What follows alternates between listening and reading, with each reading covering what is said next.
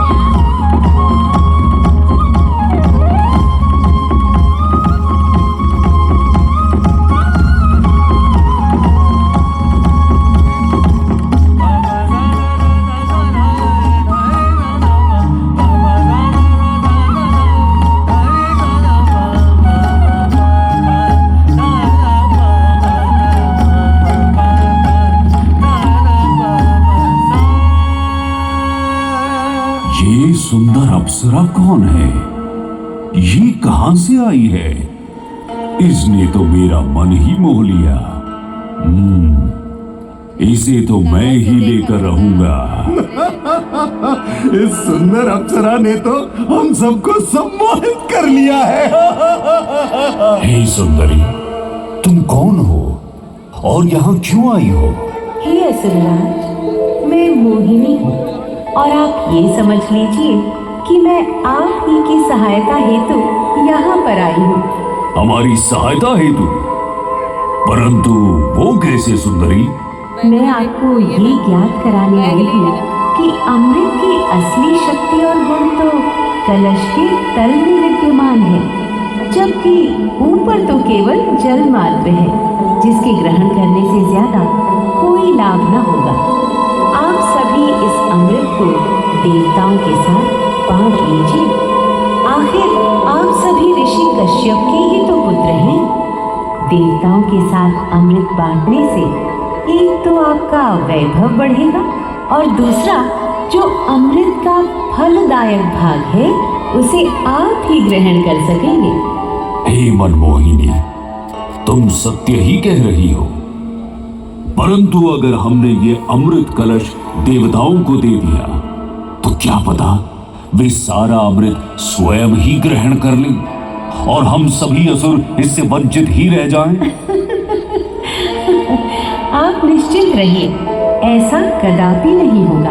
मैं स्वयं ही सभी सुरों और असुरों को अमृत पान करवाऊंगी और साथ ही साथ ये सुनिश्चित भी करूंगी कि अमृत का फलदायक भाग आप सभी को ही प्राप्त हो। बस फिर क्या था, भगवान विष्णु की अपरंपार लीला आरंभ हुई। जहां एक ओर सभी देवतागण विराजे तो वहीं दूसरी ओर सभी असुर।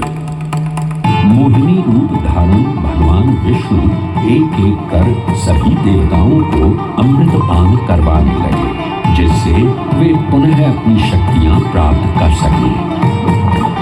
परंतु स्वरभानु नाम का असुर जल्द ही भगवान विष्णु की ये चालाकी भांप गया और चुपचाप देवता वेश धारण कर उन्हीं के बीच में जाकर विराजमान हो गया।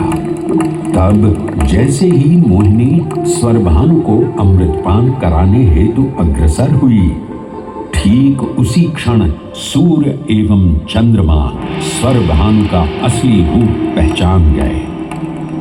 ये ज्ञात होते ही भगवान विष्णु अपने मूल रूप में परिवर्तित हो गए और अपने सुदर्शन चक्र से स्वरभानु का सिर धड़ से अलग कर दिया। परंतु तब तक अमृत की 2 बूंदें स्वरभानु के कंठ से उतर चुकी थी, जिसके चलते वो अमरत्व प्राप्त कर चुका था। इस तरह स्वरभानु के कटे हुए सिर के भाग को राहु का नाम मिला और धड़ को केतु के नाम से जाना जाने लगा। माना जाता है कि प्रतिशोध की ज्वाला में ज्वलित राहु एवं केतु सूर्य एवं चंद्रमा पर ग्रहण लगाते हैं। इस प्रकार सूर्य और चंद्र पर ग्रहण लगना राहु और केतु का प्रतिशोध माना जाता है।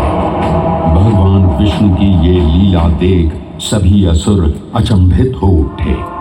इससे पहले कि वे कोई प्रतिक्रिया दे पाते, भगवान विष्णु के वाहन